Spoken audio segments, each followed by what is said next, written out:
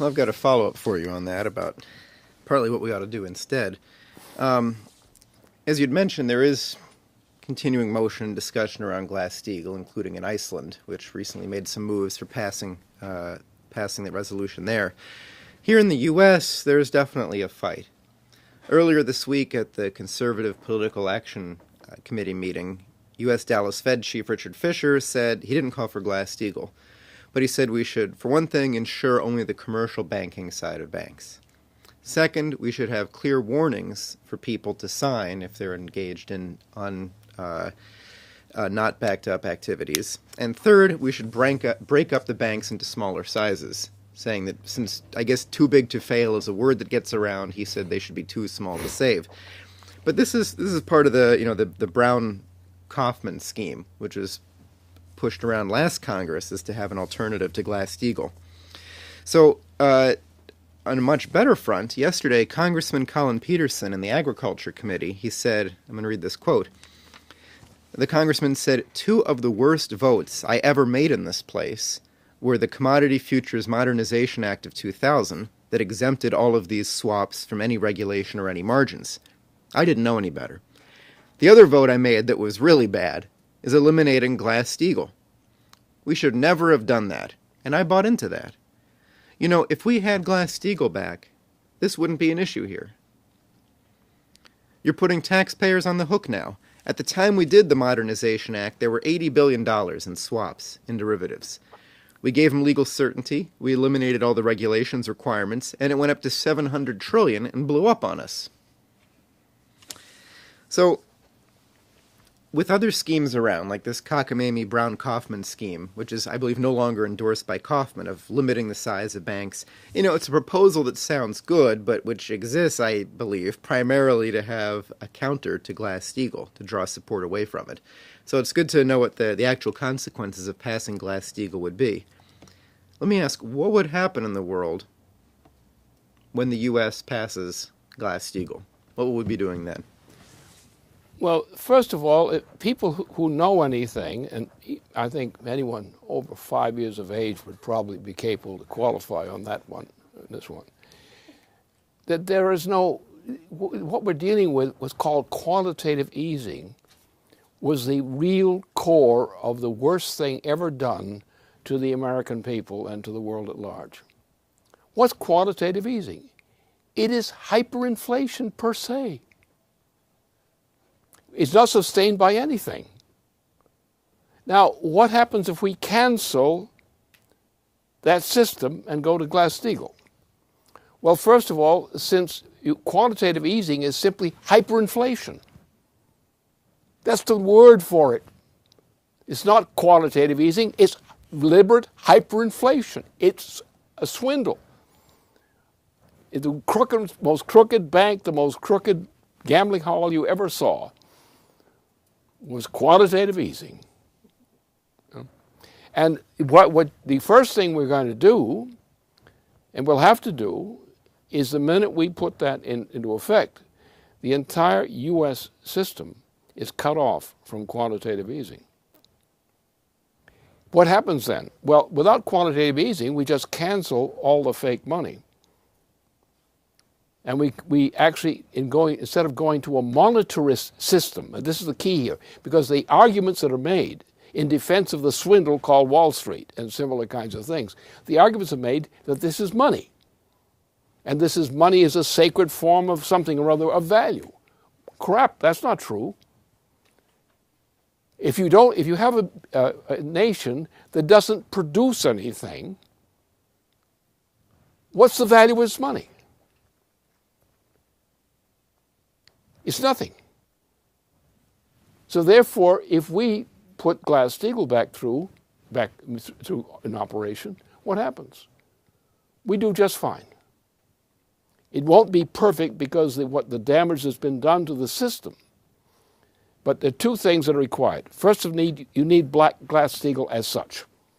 That's absolutely necessary. Without Glass-Steagall as such, this nation is dead. I don't care who heads it in that case. The nation is dead. This nation is about to go dead. All it will take is a crisis in Europe, in continental Europe, triggered by the craziness of what was done on Cyprus, the attempt to push that through, that can trigger a chain reaction inside the entire European system, especially the Western and Central European system, which will be sufficient to touch a chain reaction blowout of the entire transatlantic system of economies and nations. So anyone who's not pushing for Glass-Steagall now is therefore certified as either increasingly stupid or virtually brain dead. Because this is the only thing that will save this nation and save the people in this nation, is getting Glass-Steagall through. Well, people say, you're going to bankrupt us. No, we're not going to go bankrupt any people. We're going to bankrupt Wall Street, sure, so what? I don't miss Wall Street. I don't think we need Wall Street. I think quite the contrary. The sooner we're rid of it, the better off we are. We go back, the basis is not a monetary basis. The basis is essentially a credit system. What do I mean by a credit system? I mean the production of usable wealth. And the production of usable wealth, which employs people and which produces all the things we need to eat and wear and whatnot, is what we want. The idea that money is value is a fraud. Money as a value is a relative value. It depends upon what is being produced and circulated, what is being consumed. So therefore, if we are producing the product that we need to live on and to improve our lives on, then that's enough for us. We don't need the frou-frou. We don't need the funny dancers or things like that.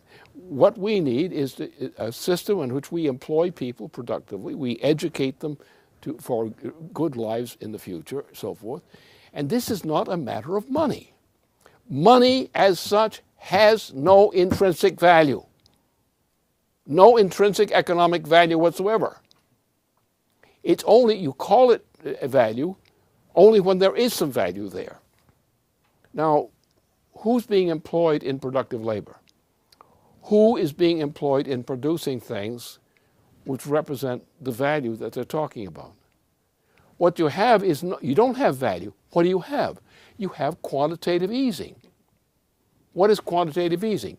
Well, we are producing less than ever before, which means that of the total money, mass of money known as credit out there, the actual amount of credit, which is shrinking. So what they're doing is simply printing more money without any more production or circulation of goods. No consumption of goods. Nothing is real. It's all fake. So if we put through Glass-Steagall, the immediate implication would be that you would have Wall Street would go bankrupt. That's no loss. A lot of other things would go bankrupt, which are speculative in nature. That's no loss. And what we would be doing was going out there and getting people employed in productive activities and trying to increase their productivity and building some large projects on a credit system. The issue of federal credit in particular. And the things, we will rebuild what was once called the auto industry. Maybe in a new form, but new expression. We need that kind of industry again. We need NWAPA. We need a water system. Otherwise, we're in real trouble physically. So what reality lies in the increase of the productive powers of labor, the ability of people to think and use the power to think for purposes of increase in productivity. Those are the things that are real. And therefore, if we did that, you know what would happen? Well, we'd cut out most of the waste. It still wouldn't be there. Wall Street's waste wouldn't be there. It would vanish.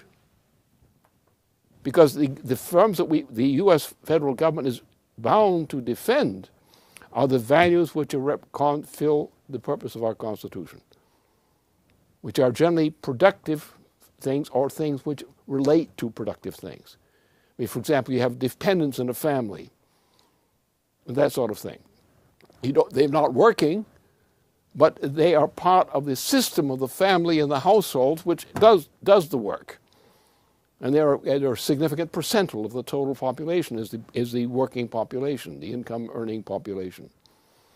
And so, therefore, what we would simply do is say, well, get rid of that waste.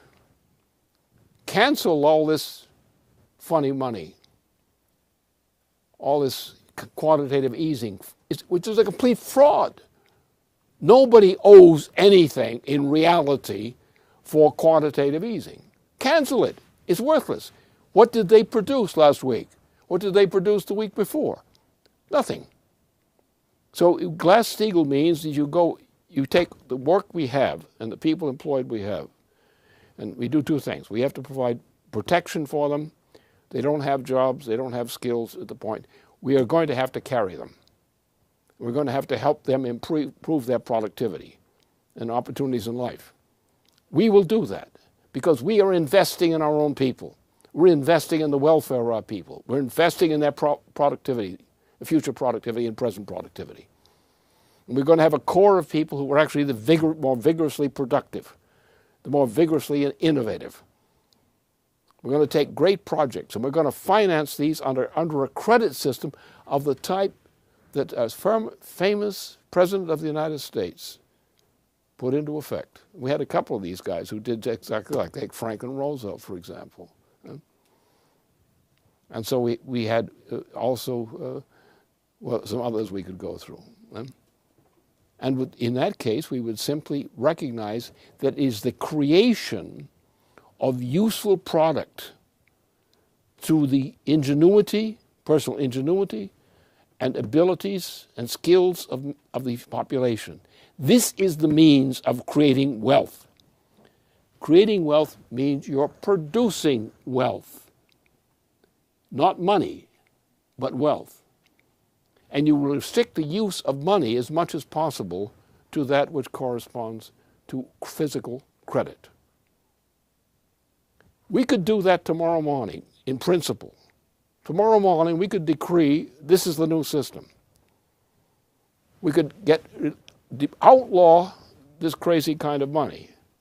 And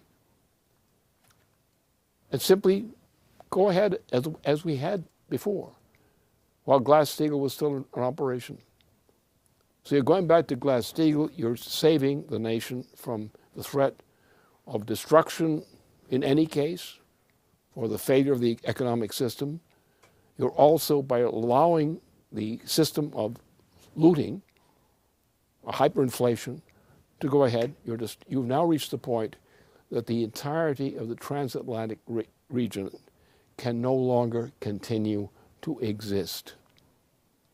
Therefore, the enactment of Glass-Steagall inside the United States would be sufficient to create a situation throughout the transatlantic region to save the United States and to save the economy and to save the world as well. And all the other things we've been talking about so far tonight here are all contingent on our ability to bring about the installation of that change in policy. That change in policy, and with a spread of the understanding of what that means, what that policy means in practice, and we're back on business of recovery. And it will not be good at the first. It will be extremely difficult because we have so many unskilled people, many people who are poorly educated, don't know how to work if they had the job was offered to them, or wouldn't want to work if they have that job offered either. But the point is, we're going to have a tough time in any case. But it's better to have a tough time and with the future built into it and to have no time at all.